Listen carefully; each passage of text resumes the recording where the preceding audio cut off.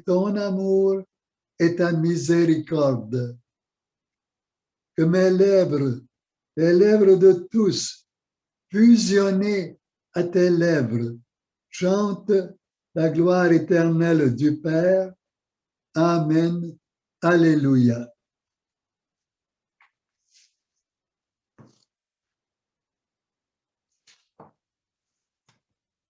Alors, comme je fais depuis un bout de temps, nous commençons par une partie du catéchisme et ensuite un peu plus de référence à la divine volonté.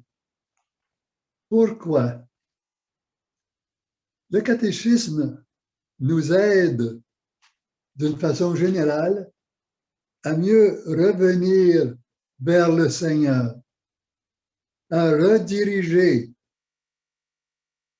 nos sentiers vers celui du Seigneur. Avant de connaître la divine volonté, nous étions dans différentes spiritualités, différentes dévotions. C'était correct. Et le Seigneur nous a laissé marcher dans cette direction pour nous préparer, nous purifier, nous apprendre à nous perfectionner.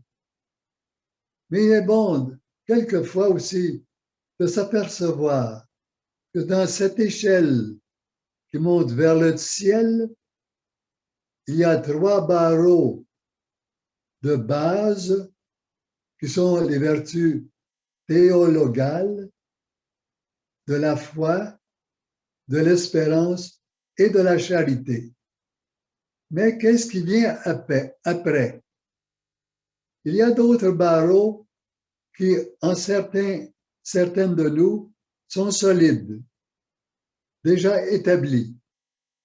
Il y en a qui ont l'humilité, il y en a qui ont la douceur, il y en a qui ont la persévérance, la stabilité, la pureté, ainsi de suite. Chaque personne est différente, a ses qualités et à différents degrés. Souvent, nous mesurons la température dehors ou à l'intérieur avec un thermomètre. On voit que la température baisse ou monte. Le Seigneur seul sait quelle est notre température spirituelle. Elle n'est pas composée seulement d'une vertu, mais de plusieurs, et aussi de nos faiblesses.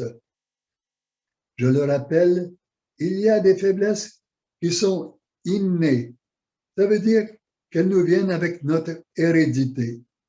Il y a des faiblesses que nous avons prises le long du chemin de notre vie, par toutes sortes d'occasions. Il y a des faiblesses où nous nous sommes empêtrés dans notre vie. Nous sommes tous différents. Et il ne faut pas penser, moi j'ai une faiblesse, c'est tout. Le démon voit très bien toutes nos faiblesses. Il y en a qui sont à ce degré, d'autres plus hautes, d'autres qui varient selon notre fatigue, selon l'environnement, selon toutes sortes d'états, selon notre santé aussi, les occasions de parler avec d'autres. Le Seigneur seul voit l'amalgame, le composé de tout cela.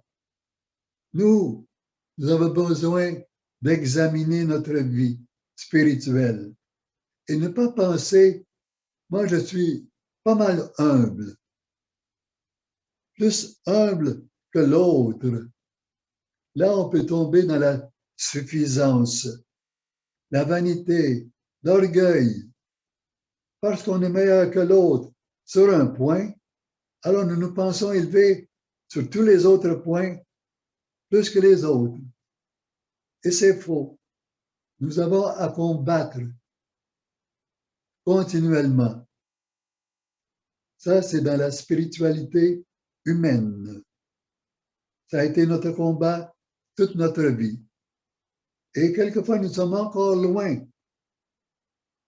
d'aller, de progresser dans la divine volonté, malgré nos désirs. C'est pour ça qu'il y a des rappels sur le catéchisme. J'emploie le mot catéchisme, mais en fait, c'est toute notre foi. C'est-à-dire ce en quoi on croit, nos connaissances, mais aussi notre pratique de vie quotidienne. Peut-être que lundi, je suis tenté sur la pureté, peut-être mardi sur l'orgueil, mercredi sur la jalousie, jeudi, ainsi de suite. Le démon nous connaît très bien. Il sait par quoi nous sommes attirés. Nous sommes souvent très lents en arrière. Pour éviter les occasions de chute, il faut apprendre à se connaître. Est-ce que nous nous connaissons à 100%?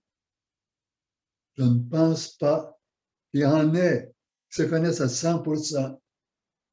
Ça se pourrait si on se dit « je suis pécheur sur toute la ligne ». Là, on fait face à une réalité. Par contre, dans notre vie, nous avons reçu des grâces directement du Seigneur, que ce soit le Père, ou le Fils, ou l'Esprit Saint, ou la Sainte Trinité, ou la divine volonté, sans que nous nous en apercevions, ou par l'aide de notre maman Marie, ou des saints et des saintes que nous avons invoqués, ou peut-être de nos ancêtres qui sont au ciel, d'autres qui sont au purgatoire, des gens que nous connaissons ou que nous ne connaissons pas et qui prient pour nous. Si moi je prie spécifiquement pour quelqu'un qui a beaucoup de jalousie, sans connaître les gens dans le monde entier qui ont de la jalousie, et je me dis, je prie pour tous ceux qui sont très jaloux. Alors le Seigneur va diriger ma prière vers ces gens-là.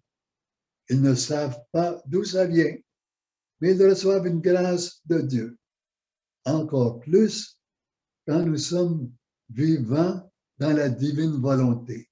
Parce qu'alors, notre action, notre prière n'est pas seulement la nôtre au point de vue spirituel, mais elle est unie, fusionnée avec celle de Jésus.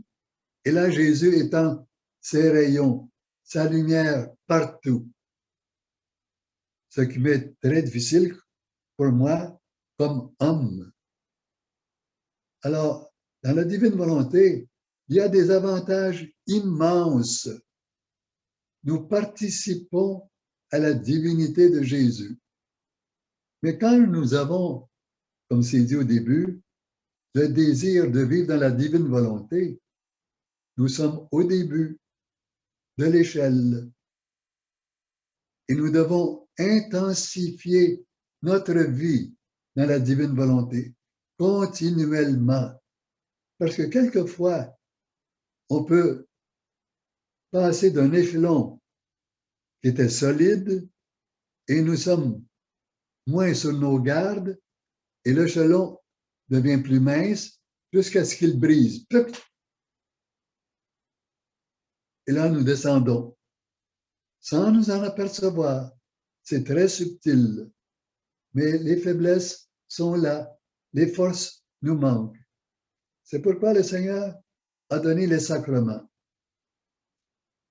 Et là, je voudrais parler du sacrement de l'Eucharistie que j'avais mis de côté la dernière fois, le 31 décembre.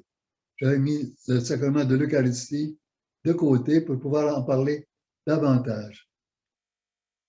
Je sais qu'en ces jours-ci, avec les maladies qui courent sur la planète, c'est plus difficile d'aller se ravitailler spirituellement, sacramentellement, à Jésus lui-même. Il y en a qui ont la chance, d'autres pas, la majorité pas, d'aller recevoir l'Eucharistie à la messe. Il y a toutes sortes de questions pratiques qui se posent. On en parlera un peu plus. Mais ce dont il faut se souvenir, et c'est ce qui nous échappe souvent, parce que l'habitude nous fait diminuer notre attention. Nous le savons dans notre foi, Jésus est présent totalement dans l'Eucharistie. Je vais vous tester. Il est là dans l'Eucharistie avec son corps et son sang, avec toute sa vie, avec le Père et l'Esprit Saint. Est-ce que j'ai oublié quelque chose? Oui. Je n'ai pas dit avec toute sa divinité. Jésus dans l'Eucharistie est présent comme Dieu et comme homme. L'homme est parfait. L'homme qu'on appelle Jésus n'a pas été touché par le péché originel. Pourquoi? Parce que sa mère, dont il a reçu en partie un corps, n'a pas été touchée par le péché originel. Et le côté de la paternité de Jésus, c'est le divin, le Père, n'a pas été touché par le péché originel du tout. Alors, sa divinité est là, présente, et son humanité. Est-ce que les deux, nature humaine et nature divine, sont égales? Mais non. La nature divine nous dépasse énormément.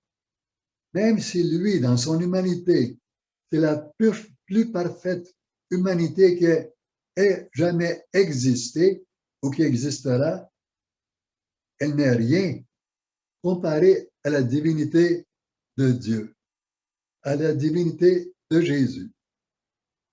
Et lui est descendu du ciel, on dit descendu, pourtant on dit que Dieu est partout. C'est une figure pour nous faire montrer que Dieu, dans sa divinité, est infiniment plus haut que nous, plus grand que nous. Sa divinité est descendue, elle a pris l'humanité parfaite et se l'est intégrée. Se l'est intégrée tellement qu'elle n'est plus divisible. C'est un acte divin, éternel, qui s'est fait. Tellement que quand Jésus est remonté au ciel, il a dû prendre son humanité avec lui. Et au ciel, là où le Père n'a pas de corps, ni l'Esprit Saint, Jésus, Fils de Dieu, a un corps. Pour nous montrer jusqu'à quel point il nous aime. Il n'a pas rejeté son humanité. J'ai déjà donné un exemple. Une fois, il y avait la race des chiens qui était malade. Alors un homme qui s'occupait beaucoup des animaux a trouvé un moyen d'aller sauver les chiens. Il s'est fait chien en gardant son humanité, mais l'apparence d'un chien. Et là, il est allé japper à chaque chien pour les sauver d'une maladie qui était mortelle. Et ensuite, ses confrères lui ont dit, bon, reviens maintenant dans ton humanité. Et il leur a dit, non, j'aime tellement les chiens que je reste chien aussi. Je garde mon humanité humaine, mon homme, mais je garde la caninité, le chien. Alors, c'est un peu ce que Jésus a fait. En unissant sa divinité à l'humanité, il a pris ça, cette humanité, et nous permet à nous de nous élever au ciel, pour que nous aussi, nous soyons inclus dans la divinité. Par une grâce ordinaire, ça n'aurait presque pas été possible. Mais Jésus, le Fils de Dieu, a pris un moyen extraordinaire. auquel nous, les hommes, nous n'aurions jamais pensé. C'est comme s'il avait abaissé sa divinité pour nous inclure en lui et ensuite nous faire remonter. Mais nous, malheureusement, quelquefois, nous recevons Jésus et nous prenons sa divinité avec son humanité et nous la rabaissons. Comment? En le recevant avec des péchés graves. Ou même en le recevant avec des péchés véniels dont on n'a pas demandé le pardon. C'est graffiner Jésus. C'est lui faire boire un jus où il y a plein de poussière.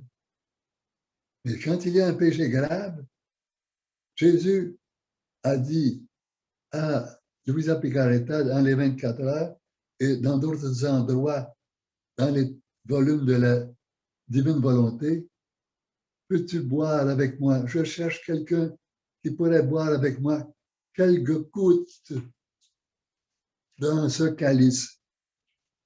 Quelques gouttes qui sont très amères. Et quelquefois, Louisa y a goûté, elle en est presque morte physiquement, tellement c'était dur. Et combien de gens sur la terre reçoivent l'Eucharistie avec des péchés graves, sans s'en faire. Et Jésus, à chaque fois, fait comme avec les bourreaux qui le frappaient. Il ne rentre pas dans un cœur et dit « Fais attention à toi. Là, je vais m'en souvenir. » Non. Il rentre dans le cœur, sans rien dire, en souffrant. Comme avec ses bourreaux. Il les regardait avec amour. Il regarde notre cœur qui le reçoit avec un péché mortel, la gravité ou plusieurs péchés mortels, qui le reçoit et il ne se venge pas. Il ne fronce même pas les sourcils. Quelle est notre bonté envers les autres? Nous devrions l'apprendre dans l'Eucharistie. L'Eucharistie, c'est un trésor. Je vais vous dire quelque chose.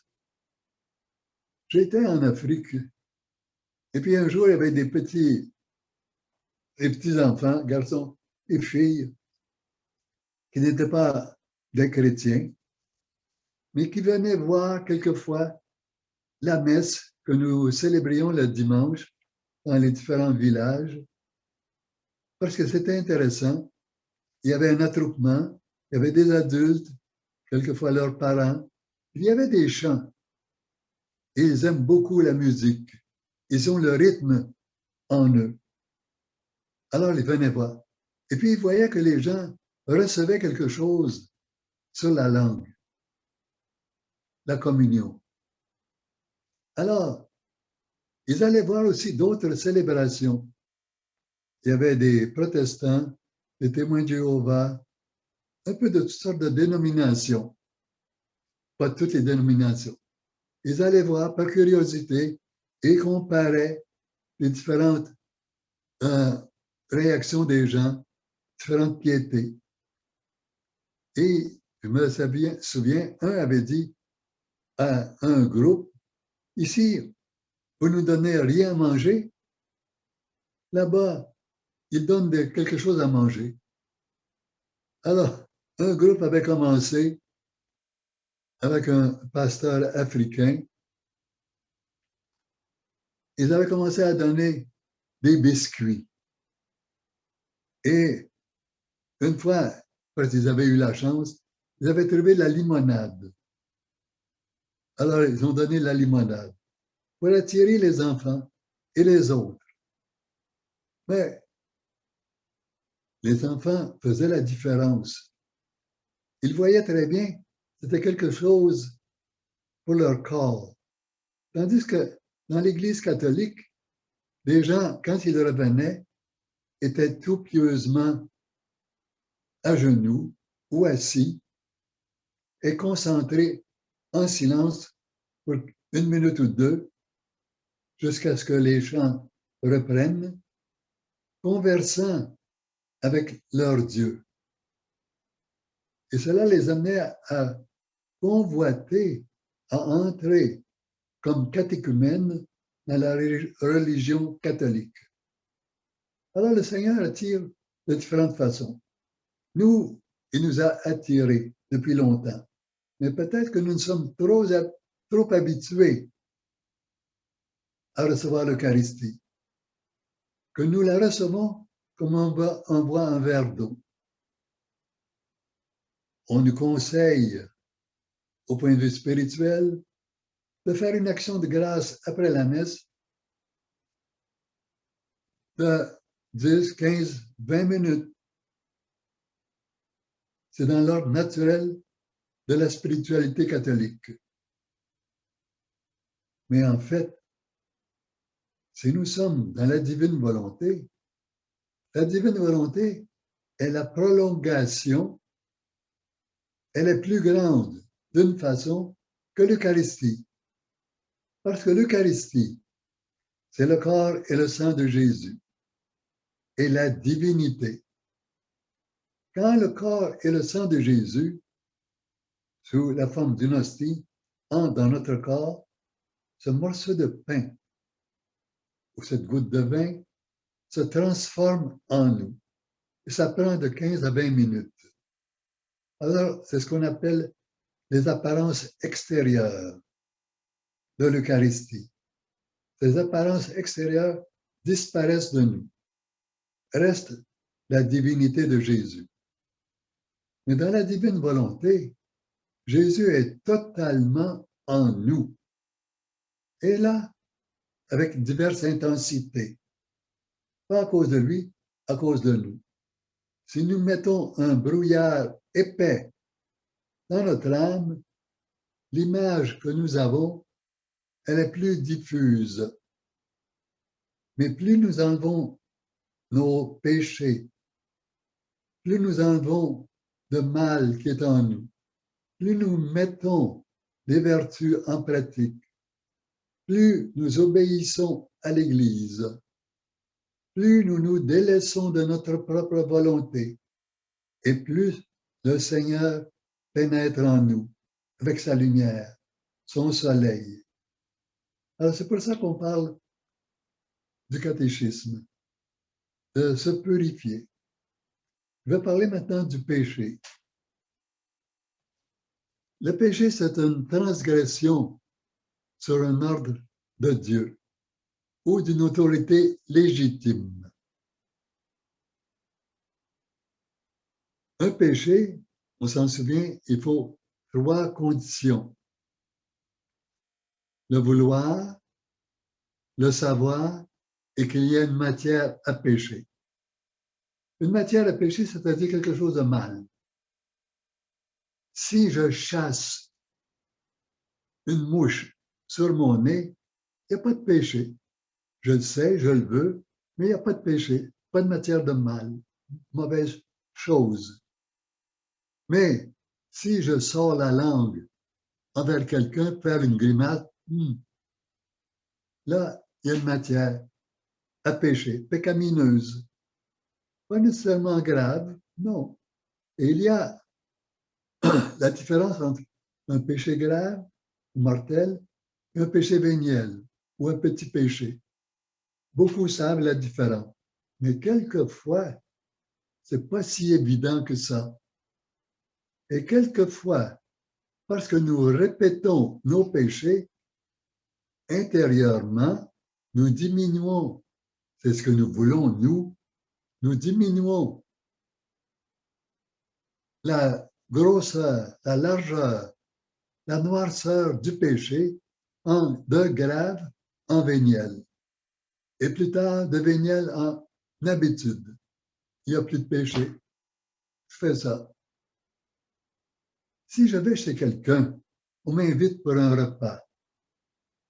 Est-ce que je vais cracher sur la table ou à la face des autres invités ou de ceux qui m'invitent? Je me dirais, hey, qu'est-ce qui arrive? Je recrache et je recrache me dit, c'est mon habitude. On va me dire, ben, tu peux retourner chez toi. Jésus est très miséricordieux, très indulgent. Il va nous suggérer de demander pardon. Écoute, ce que tu fais, c'est minable. C'est pas correct. C'est offensant. Mais je suis prêt à te pardonner. La faute de Judas, ça a été de ne pas avoir confiance dans la miséricorde du Seigneur. La Vierge Marie et Jésus étaient prêts à lui pardonner. Mais lui s'est rebellé, s'est repoussé. Non, non, je ne peux pas voir ce sang qui est partout. Non, non. Et il a compris à la fin ce qu'il avait fait. C'est pour ça qu'il est allé se pendre. Il a vu que c'était un péché contre Dieu. Ce qu'il avait fait, il l'a compris en partie, pas totalement, parce qu'il n'était pas encore assez ouvert à tout ça. Sa matière spirituelle était pécamineuse, opaque. Si elle avait été plus claire, il aurait pu avoir confiance en Dieu, en la Vierge Marie, qui était prête à lui dire de revenir. Le péché extérieur est plus coupable que le péché intérieur. C'est comme si je disais, bon, maintenant, je mets mon sceau sur ce que j'ai fait. Et ça peut donner un mauvais exemple à une autre personne. C'est ce qu'on appelle le scandale. Scandaliser les autres. Leur montrer qu'est-ce qu'il faut faire de mal, au lieu de montrer qu'est-ce qu'il faut faire de bien. Vous voyez, même les bourreaux de Jésus, qui le frappaient sans relâche, le regardaient très bien et s'apercevaient que lui n'avait aucune colère dans ses yeux, aucune rancœur, aucun esprit de vengeance.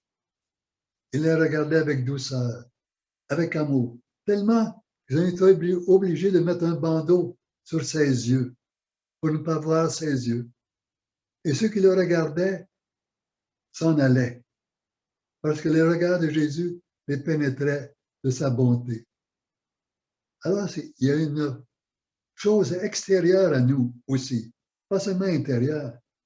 Si Jésus avait gardé les yeux toujours fermés, ses bourreaux n'auraient pas vu que vraiment il était le Fils de Dieu, qu'ils ont dit quand il est mort, quand il y a eu le tremblement de terre, que le soleil s'est obscurci, qu'ils ont vu que Jésus était mort, tout ce qu'il a.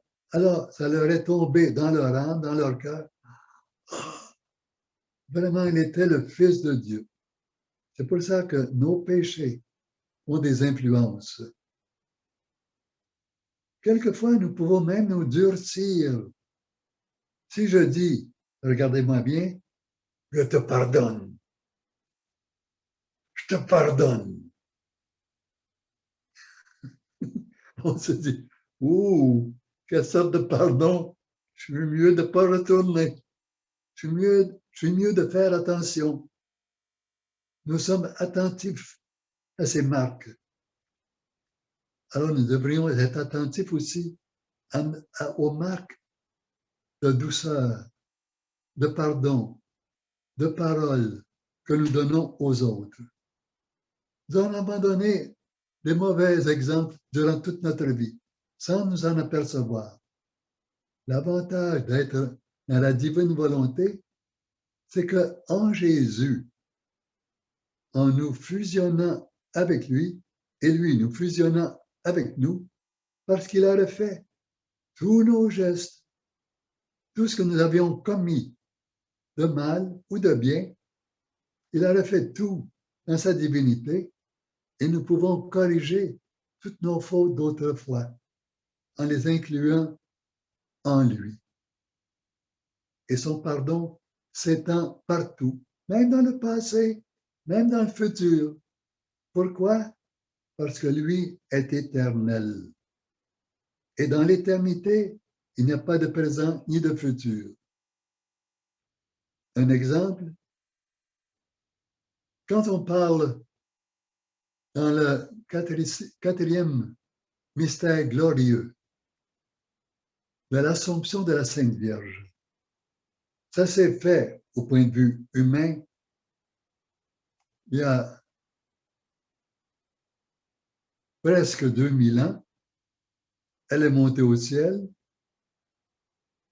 Elle a été reçue d'une façon glorieuse au ciel.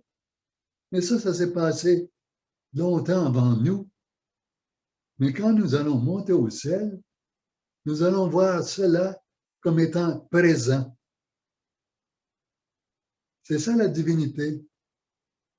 De tout compresser ensemble, de tout étendre ensemble. On a très peu d'images de compréhension de l'éternité. C'est un objet dans notre tête, mais dans lequel nous ne vivons pas vraiment. Nous sommes dans la bulle du passé, du présent et du futur. Alors, dans la divine volonté, nous avons l'avantage de demander pardon à Dieu pour toutes nos fautes du passé.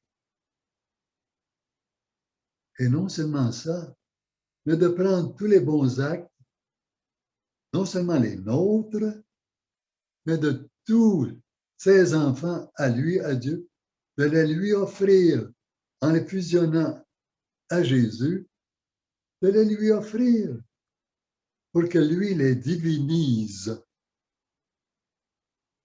et donne à chacun un cadeau spirituel dans la divine volonté. Nous pouvons ainsi, en priant pour les autres, et non pas seulement pour moi, j'ai quelque chose qui me fait souffrir. Ah! Alors si je dis, Seigneur, que tous ceux qui ont quelque chose de semblable puissent avoir la force, la persévérance, la bonté d'offrir cette souffrance unie aux tiennes, fais-le, Seigneur. Divinise tout.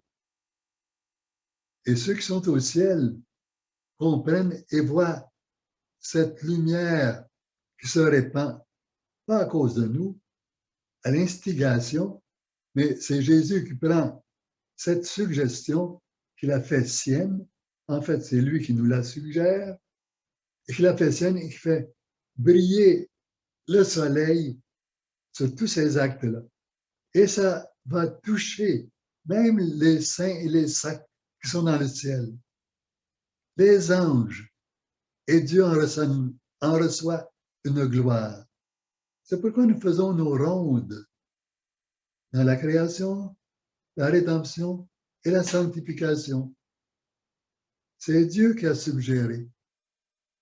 Et il a dit à Louise Piccarreta, même quand elle était avancée, continue à faire tes rondes, parce que moi, j'en reçois la gloire. Chaque fois que tu regardes quelque chose et tu me dis, Seigneur, je t'offre l'amour qui est contenu dans un brin d'herbe, dans le pardon d'un pécheur, dans la correction de telle chose, dans l'amour, je t'offre ce je t'aime que tu y as mis.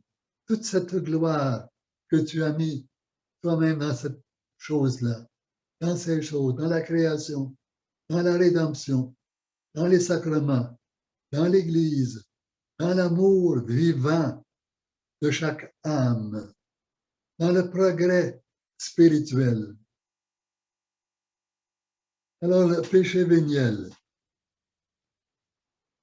il y a une référence pour le péché dans le catéchisme de l'Église catholique du numéro 1849 à 1851. 1849 à 1851. Et aussi, pour le péché véniel, du numéro 1855 plus le numéro 1862 plus 1863. Le péché véniel, c'est contre un bien de moindre importance. Un péché grave, je vais en parler un peu plus tard. C'est contre un bien important, mais d'une manière légère. Je peux me fâcher moyennement, petitement ou grandement.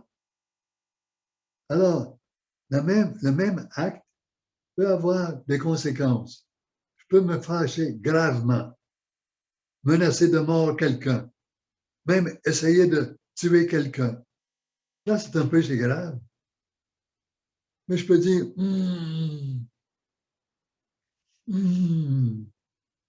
je me contiens, je ne vais pas plus loin. C'est moins d'importance. C'est un péché léger. Et si même, je dis, c'est encore une imperfection, mais ce n'est pas correct. Il faut m'en repentir. Parce qu'au ciel, on n'entre pas avec des imperfections. C'est pourquoi il y a le purgatoire. C'est une purification, une purgation. C'est mieux de la faire sur la terre par une pénitence qu'on s'impose à soi ou celle qu'on reçoit en confession. C'est plus facile. C'est moins encombrant, moins souffrant au purgatoire. Au purgatoire, souvent, on pense c'est le feu. On s'est déjà brûlé quelquefois avec la chaleur, puis on dit, s'il faut que je sois sur un bûcher ardent tout le temps du purgatoire, en fait, c'est seulement une partie du purgatoire. La partie la plus importante, c'est la privation du Seigneur. Et là, nous sommes loin d'y goûter. Louisa Picaretta y a goûté. Et elle se plaint. Et je me rappelle moi-même, j'en riais un peu. Elle est encore en train de se plaindre. Pauvre elle, pauvre elle. Je ne comprenais pas que la privation de Jésus, c'est plus souffrant que le feu. Parce que là, il y a une connaissance plus personnelle, plus près, plus intégrée du Seigneur. Nous sommes unis davantage au Seigneur. Et d'en être privé, c'est comme si on était privé d'air au début et ensuite que tout allait éclater en nous.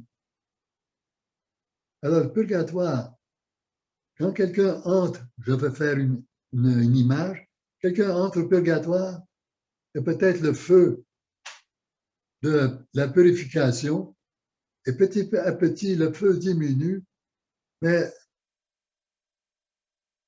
cette conscience de la privation du Seigneur grandit de plus en plus. Et le feu diminue, et cette conscience nous fait souffrir davantage. On oublie le feu, c'est mon image à moi, et là, on est complètement pris dans cette privation. C'est comme si on était au plafond, on voulait entrer dans le ciel, ça nous est fermé. Seigneur, Seigneur, puis là, on pousse, on s'écrase. C'est une image. Tant qu'on n'est pas au purgatoire, on ne peut pas ressentir vraiment ce que c'est. Nous pouvons éviter le purgatoire. Jésus le dit dans la divine volonté. Intensifiez votre désir, intensifiez votre vie dans la divine volonté chaque jour en vous approchant de plus en plus de moi. Nous le savons, il y a l'acte, comment on l'a dit au début, le premier acte, en se levant, l'acte préalable. Même s'il est fait d'une façon un peu ensommeillée, notre esprit dirigé vers le Seigneur. Seigneur, toute cette journée, c'est pour toi. Merci. Je t'offre ceci, je t'offre cela.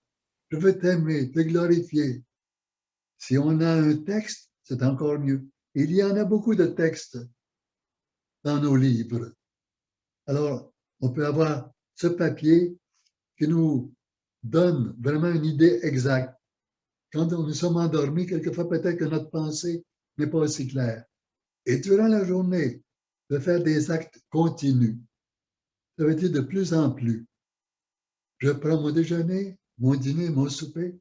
Est-ce que je me souviens de glorifier le Seigneur pour toute la nourriture qu'il a mise sur la terre, pour les inventivités des hommes à cultiver les fruits de la terre, les légumes, les épis, les céréales, toute la beauté, l'air que nous respirons, toute la purification, l'eau, l'air, la mer, les choses que nous voyons.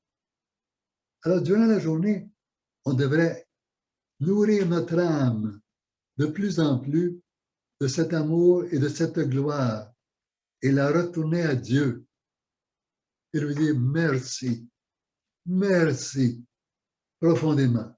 Mais ça prend un peu de temps. Nous sommes tellement habitués à manger, à regarder pendant qu'on mange d'autres choses, ou à parler, ou à couper nos choses, on oublie. C'est une habitude à prendre dans nos gestes quotidiens. Ce sont ça les actes continus. Il y a aussi des prises de conscience, parce que le Saint-Esprit, Jésus, dans sa sagesse, nous envoie des poussées d'amour, des poussées de pardon, des poussées de stabilité, de maîtrise de nos passions, de nos faiblesses. C'est vrai. Moi, il faut toujours que je prenne ma bière. Il faut toujours que j'en prenne un peu trop. Je me sens, pourquoi je dois diminuer, arrêter? Pourquoi est-ce que je défends à mon épouse, à mes enfants, à mon époux de faire telle chose? Parce que ça me plaît à moi. Mes goûts, je les impose aux autres. Est-ce que Jésus nous impose ses goûts à lui? Il nous laisse libres. Il nous demande, à l'occasion, d'unir les contrariétés, les souffrances qui arrivent sur notre chemin, de les unir à lui. Alors, le péché mortel, il y a une référence dans le volume 15 du 20 avril 1923. Le dernier paragraphe.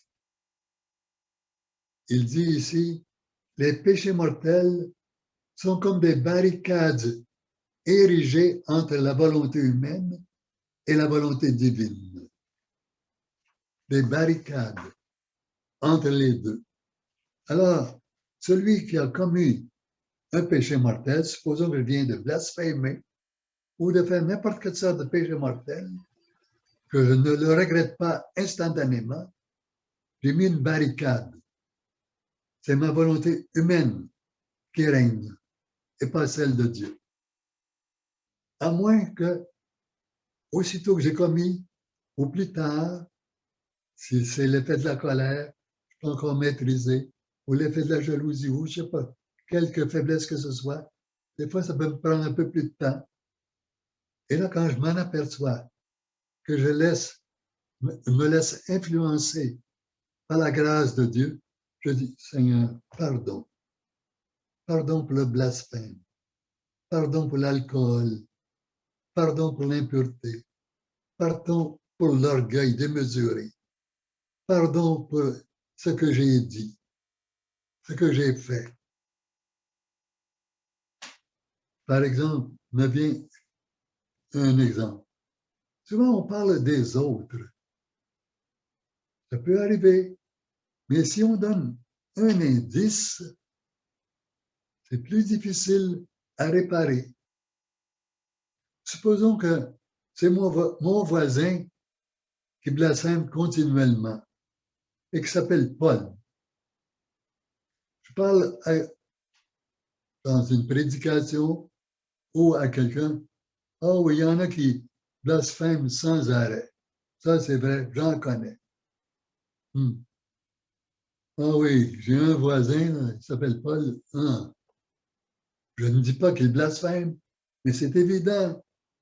J'ai un voisin qui... Alors, c'est une médisance. Est-ce que j'ai le droit de faire ça? Est-ce que j'aimerais qu'on fasse la même chose de moi à d'autres? Qu'on dise que je suis un voleur, un meurtrier, que j'ai été en prison? Est-ce que j'aimerais qu'on dise ça? Non.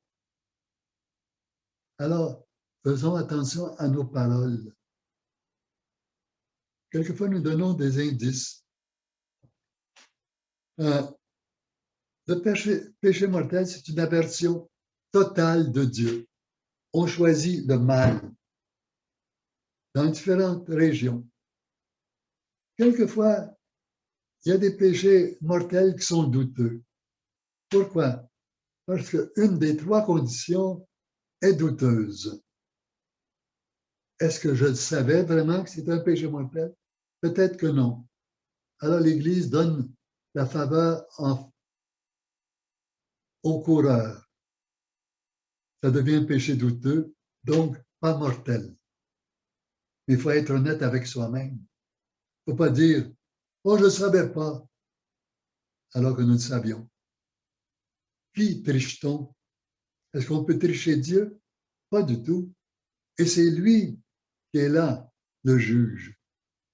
Même le prêtre, s'il ne le sait pas, peut absoudre, mais il absout sans effet sur la personne. Lui, son absolution, elle est correcte, mais la personne qui le reçoit a mis son couvre-absolution. Il ne reçoit pas l'absolution de son péché parce qu'il ne la regrette pas. Parce qu'il essaie de se dire « je ne le savais pas ». Mais il le savait très bien. Alors, quand il y a un doute sur une des conditions, est-ce que ma volonté était là? Ah, là, c'est un peu plus difficile. Souvent, sur la connaissance, on peut juger. Je ne suis pas certain. Ou sur l'acte, on n'est pas certain. Mais sur la volonté, est-ce que c'était certain? Quelquefois, je peux avoir dans mon sommeil un rêve impur. Est-ce que je commets un péché d'impureté? Pas du tout. C'est mon sommeil. Même si je suis à moitié éveillé, ma conscience, ma volonté n'est pas complètement éveillée. Il faut que les trois conditions soient là. Quand on fait un péché mortel, ça veut dire que notre conscience n'est plus dirigée vers Dieu. Alors, aussitôt qu'on s'aperçoit, pas seulement d'un péché mortel, d'un péché véniel, d'une comment on dit ça? D'une imperfection, ou même de l'ombre d'une imperfection, on doit demander pardon au Seigneur. J'ai eu une tentation et je suis demeuré un peu là-dedans. Quelquefois, ça peut être conscient, semi-conscient. Peu importe, quand c'est semi-conscient ou à peine conscient, on s'en aperçoit, on dit pardon Seigneur. Même si ça n'a pas été conscient, on dit pardon Seigneur. Et le Seigneur donne sa grâce en surcroît. Alors ça, on peut faire ça pour tous les péchés de notre vie passée. Pas seulement pour nous, mais pour tous ceux, tous nos frères et sœurs du monde entier, depuis Adam et Ève jusqu'à la dernière personne à la fin du monde. C'est ça, être uni.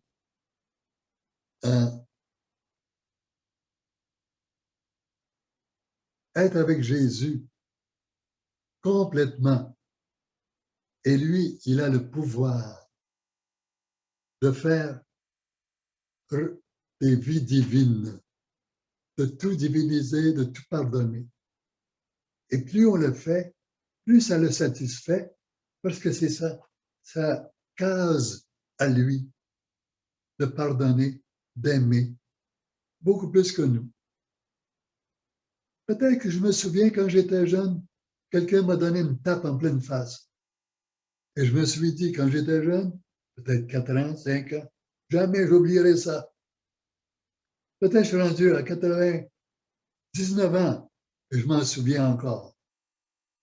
La mémoire, on n'est pas maître de notre mémoire, mais on est maître de notre volonté. Alors, je peux le dire constamment, je pardonne cette tape que j'ai reçue. Je pardonne à cette personne. Et puis on demande pardon. Non seulement cette personne, en étant unie à Jésus dans la divine volonté, plus on apporte du pardon partout. Et les êtres qui sont dans le ciel se réjouissent de voir cette lumière brillante qui vient de Jésus, de la divine volonté. Parce que là, on a puisé, Jésus a puisé dans le trésor de la divine volonté. Il y a beaucoup de choses qu'on nous dit, qu'on comprend, mais ce n'est pas nous qui le faisons, c'est Dieu. Et voir la grandeur, l'intensité de ça, c'est différent. Nous grandissons par nos actes continuels dans la divine volonté, en étant reliés à Jésus de plus en plus avec la Vierge. Il faut tout faire passer par notre maman Marie, par en bas et par en haut. Parce qu'il y a une couleur à laquelle Jésus ne peut résister. C'est son amour. Il est lui-même partie, une partie de Marie. Alors, plus nous intensifions notre vie, notre désir, notre présence et la présence de Jésus avec nous, plus nous intensifions notre vie, notre participation dans la divine volonté. À quel degré sommes-nous? Ce n'est pas notre chose, notre affaire à mesurer. Quels sont les péchés? Qu'est-ce que c'est qu'un vice? C'est la répétition d'un péché grave, continuel. Si moi, je m'enivre chaque jour avec l'alcool ou avec la drogue ou quoi que ce soit, ça c'est un vice. C'est plus sérieux. C'est quelque chose dans lequel je me suis introduit. Et pour en sortir, c'est plus difficile. Ce n'est pas toujours absolument notre faute à 100%. Le démon est là. Quelquefois, d'autres aussi sont là pour nous pousser. Par exemple, ceux qui sont des lesbiens ou lesbiennes ou des gays.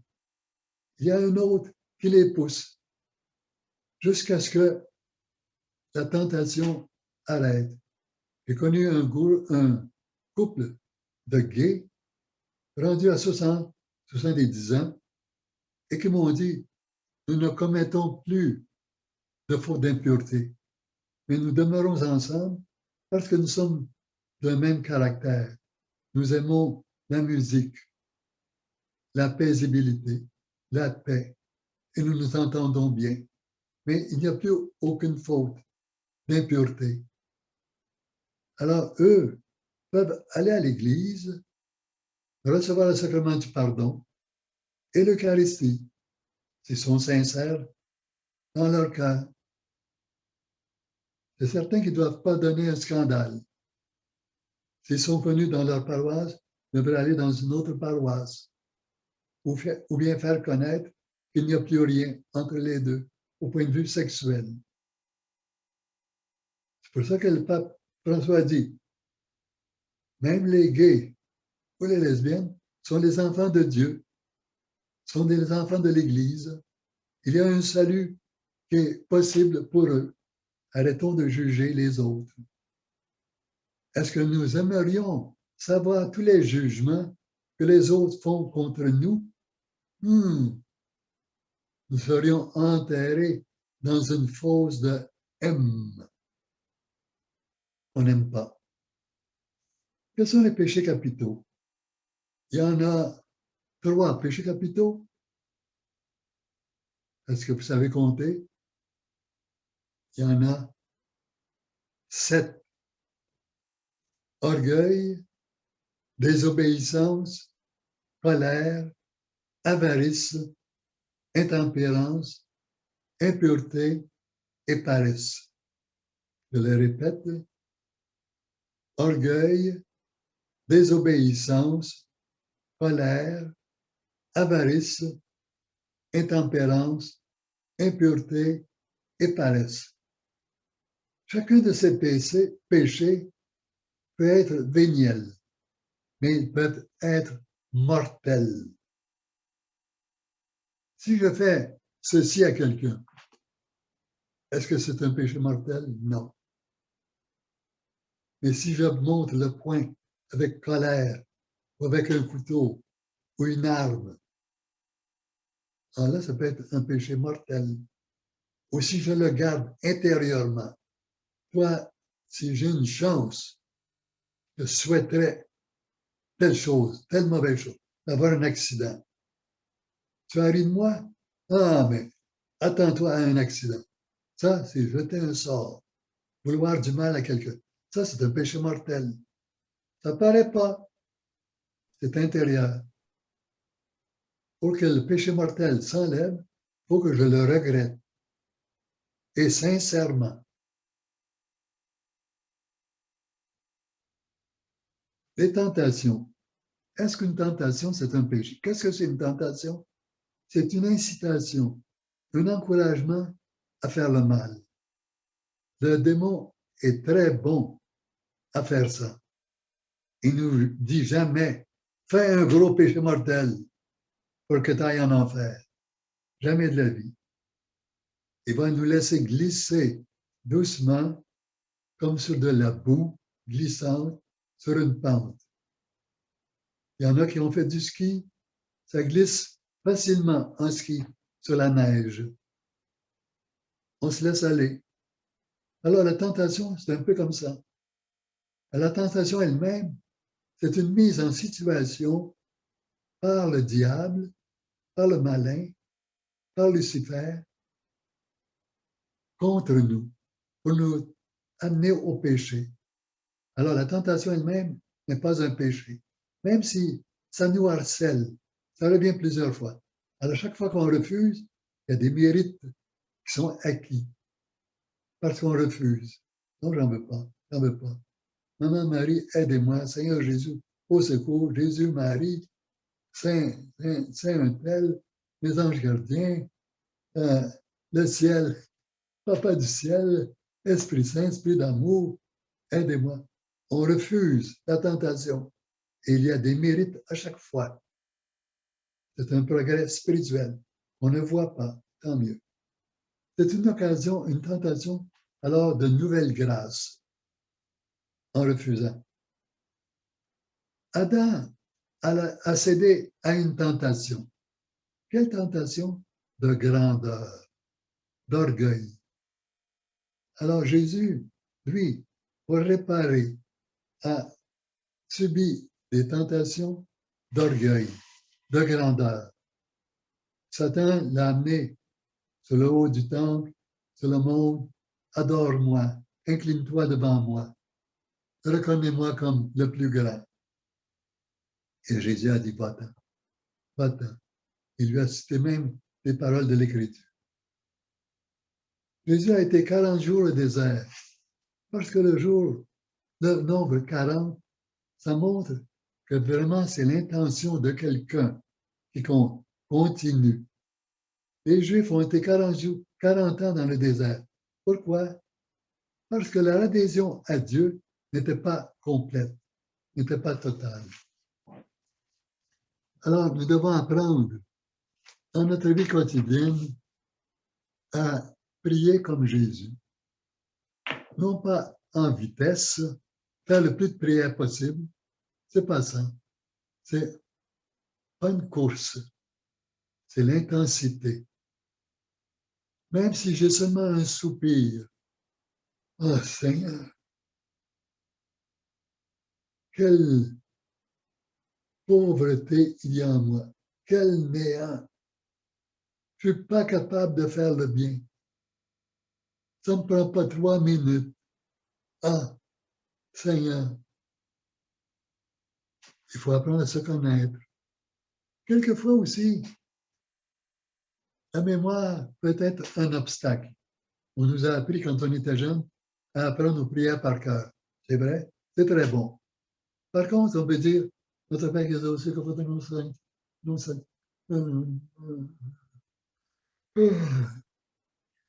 C'est vraiment une prière. C'est un récital devant, dans l'air. Une prière, c'est une connexion avec le Seigneur. Je me rappelle, pour notre Père, il y a au volume 15, le 2 mai 1923, il y a quelque chose qui est dit sur le Notre Père. Aussi, dans le volume 22.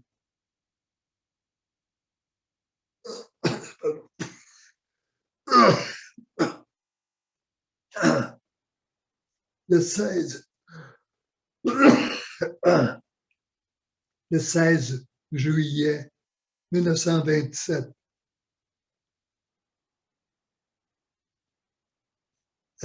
Et le 12 août 1928, dans le même volume. Aussi dans le volume de la grande joie. Je vous annonce une grande joie aux pages 39, 55 et 56. Je vous donne un exemple. Le Je vous salue Marie. Quelque part, Louisa a dit avec Jésus et avec Marie, le Je vous salue Marie. Et elle l'a observé.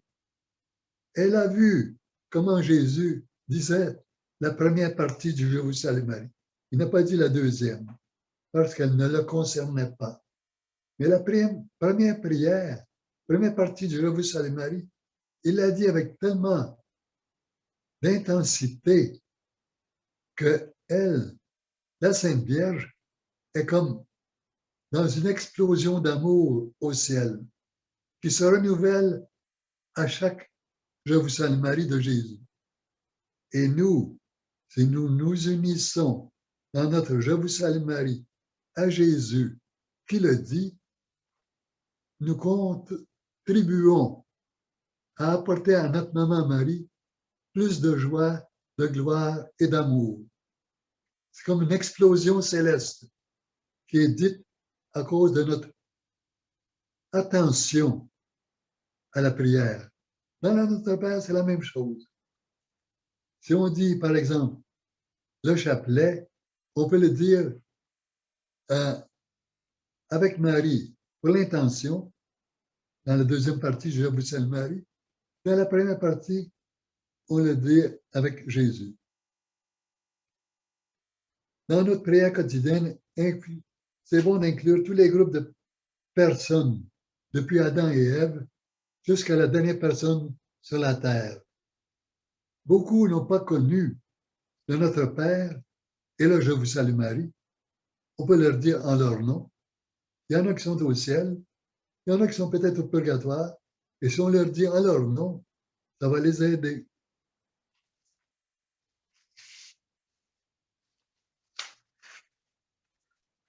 Je voulais vous parler, mais j'en ai déjà parlé un peu, mais je vais vous en reparler un peu plus tard. Dans le journal spirituel d'une mère de famille, c'est par Conchita Cabrera de Armida, qui est une bienheureuse mexicaine, nommée bienheureuse, qui a vécu à Mexico, qui a eu comme directeur spirituel Monseigneur Luis Martinez. Ça a été publié par le père Marie Philippon, un dominicain. Ça a été publié en 1974 chez les Clés de Brouwer en France, où il est dit, c'est Jésus qui dit ça à Louisa, il y a 93 vertus et 110 vices dans lesquels nage l'être humain. Alors, notre échelle, elle est basée sur les 3 vertus théologales, foi, espérance et charité. Et la charité, c'est celle qui demeurera au ciel.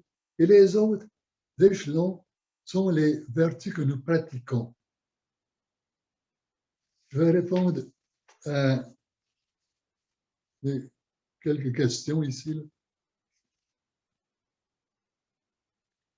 Lorsqu'une personne commet une faute grave, perd-elle les mérites accumulés au cours de sa vie? Oui. En faisant un péché grave, elle perd tous les mérites. Mais par contre, aussitôt qu'elle a la contrition, et là, il y a 2 sortes de contrition. Il y a la contrition parfaite, et il y a la contrition de vouloir aller au ciel et non pas en enfer. On dit un peu contrition de peur. Si c'est la contrition de peur, elle ne touche pas tellement les mérites. Mais la contrition parfaite, oui, c'est la contrition par amour de Dieu. Seigneur, je regrette tout ce que j'ai fait, tout ce que j'ai dit. Pardon, Seigneur, puis on est vraiment en peine parce qu'on a fait ce qu'on a fait à Jésus. Tout le malheur, les souffrances qu'on lui a causées durant toute sa vie, depuis sa naissance, depuis sa conception en Marie jusqu'à sa mort. Là, c'est une contrition parfaite. Avec ça, même avant qu'on aille se confesser, les mérites reviennent. Si on n'a pas la contrition parfaite, les mérites reviennent lors de notre confession sacramentelle. Deuxième question. Une personne en état de péché grave peut-elle accumuler des mérites pour le ciel quand elle pose de bons actes? Non, pas tant qu'elle a demandé pardon au Seigneur. Si c'est, comme je répète, une contrition de peur, c'est seulement lorsqu'elle reçoit le sacrement de pénitence que ses mérites reviennent. Mais ses actes bons n'ont aucune valeur tant qu'elle n'a pas reçu le sacrement de pénitence. C'est là une contrition parfaite, ils reviennent. Et même les bons actes faits après la contrition parfaite sont méritoires.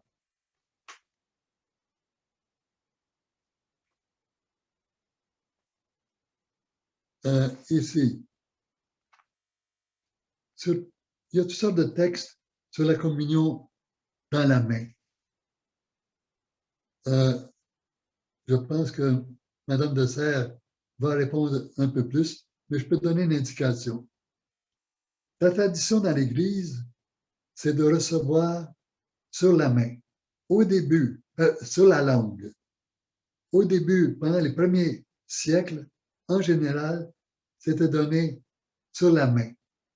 Mais comme il y a eu à partir du 2e siècle, des abus, parce qu'on donnait sur les 2 espèces, alors il y a eu des abus de toutes sortes. Alors ça a été décrété par l'Église au 4e siècle, par un concile, qu'on devait recevoir sur la langue et non pas sur la main. C'est la tradition de l'Église. Elle n'a pas changé. Par contre, quand il y a des obstacles, comme actuellement, où les églises sont fermées ou espionnées, où il y a toutes sortes d'autres contraintes, et quelquefois nous accusons nos évêques, mais peut-être qu'eux autres aussi sont sous des contraintes, qu'on les a menacés et qu'ils sont obligés de dire quelque chose, comme le pape peut être menacé. Vous vous rappelez de Jean-Paul II il a dit un jour, j'ai les mains liées. Quelle sorte de menace avait-il reçu? On ne sait pas. Probablement que ça avait été personnel. Il aurait dit, je suis prêt à mourir. Mais peut-être que ce n'était pas personnel, contre d'autres. Alors, on ne sait pas. Accusons pas les autres de toutes sortes de choses. Nous-mêmes, nous sommes contraints quelquefois par toutes sortes d'autres interdictions. Alors, recevoir dans la main actuellement, ce n'est pas une faute grave. Si on nous dit, vous pouvez recevoir, pas sur la langue, dans la main, recevons sur la main. Quoique ça a été étudié par 2 immunologistes. La communion sur la langue ou sur les doigts, parce que c'est une étendue plus grande, il y a plus de chances de contamination que sur la langue. En tout cas, on peut recevoir sur la main. Et les personnes qui disent, on peut faire une communion spirituelle, on peut faire une communion spirituelle, mais quand on a la chance de recevoir le corps et le sang et la divinité de Jésus, c'est encore mieux. Parce que là, on adhère à Jésus. Et si j'ai peur de la maladie, est-ce que Jésus va me communiquer la maladie? Ayons confiance. Alors, je vais terminer par cette prière. On la dira à la fin, la prière. Alors, je dis merci de votre écoute, de votre patience, au nom du Père et du Fils et du Saint-Esprit.